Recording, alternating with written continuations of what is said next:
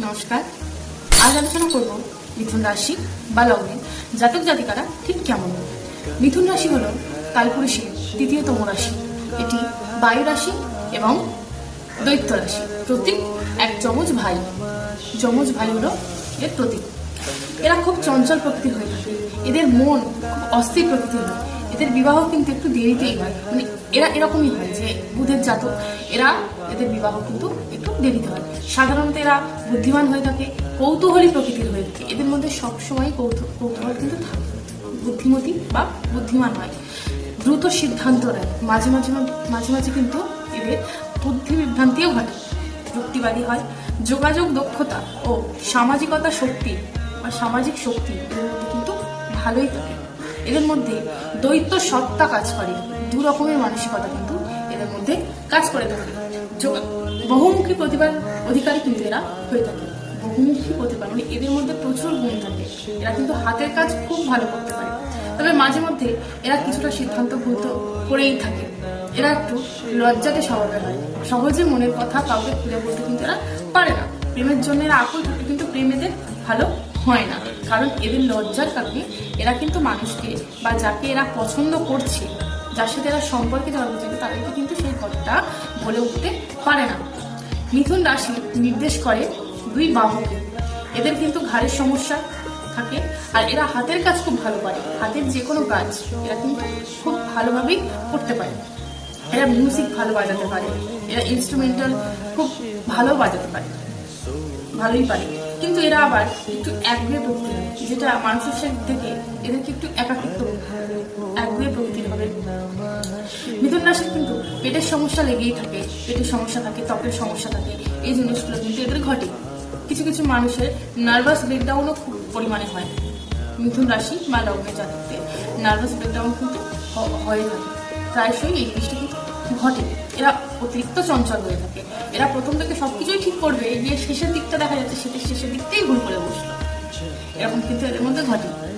কোনো কাজ করব বলে, কিন্তু তারা তা করে উঠতে পারে না। মনের জোর কোথাও একটা গিয়ে, সবসময় নয়, মাঝে মধ্যেই মনের জোর কোথাও একটা গিয়ে কিন্তু থেমে যায়। এরা সেটা করে উঠতে পারে না। করবো অবশ্যই তারা বলে।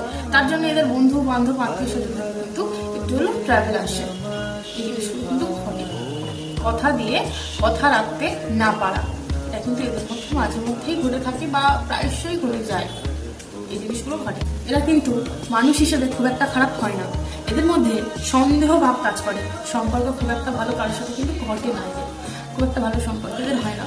এরা ফ্রেশ কথা বলতে পারে না, ফ্রেশ ভাবে কথা বলতে এরা কিন্তু পারে না। এদের হাইট খুব একটা বেশি হয় না এবং বাচ্চাদের মতো স্বভাব হয়। দেখতে বড় হয়ে গেছে, কিন্তু এদের কিছু কিছু স্বভাব আপনি বুঝতে পারবেন যে বাচ্চাদের মতো। এই জিনিসটা কিন্তু ঘটে। এই মিথুন রাশি বা মিথুন লগ্নপতি ও চতুর্থপতি বুধ নিজেই হওয়ার কারণে এরা কিন্তু যথেষ্ট বুদ্ধিমান হয়, চতুর হয়। ব্যবসা, হস্তশিল্প কিন্তু এদের খুব ভালো হয়ে থাকে।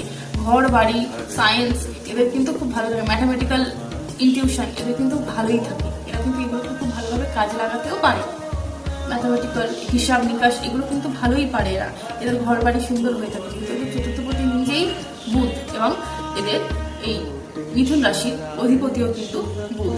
সে কারণে এদের বুদ্ধি যথেষ্ট সুন্দর থাকে, ঘর বাড়িও সুন্দর থাকে এবং মায়ের সাপোর্ট কিন্তু এদের থাকে। মায়ের সাপোর্ট এরা সবসময়ই পায়। এদের দ্বিতীয় পতি চন্দ্র হওয়ার কারণে, এই মিথুন রাশি বা লগ্নের দ্বিতীয় পতি চন্দ্র হওয়ার কারণে এদের কথাবার্তা কিন্তু খুব মিষ্টি হয়, খুব সুন্দর এরা কথা বলতে পারে, বুদ্ধি দিয়ে ভালোই কথা বলতে পারে এবং কিছু কিছু মানুষ এদেরকে খুবই পছন্দ করবে। তৃতীয় পতি রবি হওয়ার কারণে, এই মিথুন লগ্ন বা রাশির তৃতীয় পতি রবি হওয়ার কারণে এদের কারোর সাথে ঠিকমতো সম্পর্ক কিন্তু ভালো হয় না, কারণ পুরে ছাই হয়ে যাওয়ার মতো হয়। অকারণে বদনাম কিন্তু এরা ক্ষেত্রে পেয়ে থাকে। পঞ্চমপতি ও দ্বাদশপতি শুক্র হওয়ার কারণে, মিথুন লগ্ন বা রাশির পঞ্চমপতি ও দ্বাদশপতি শুক্র হওয়ার কারণে প্রেমে ব্যর্থ হয় এবং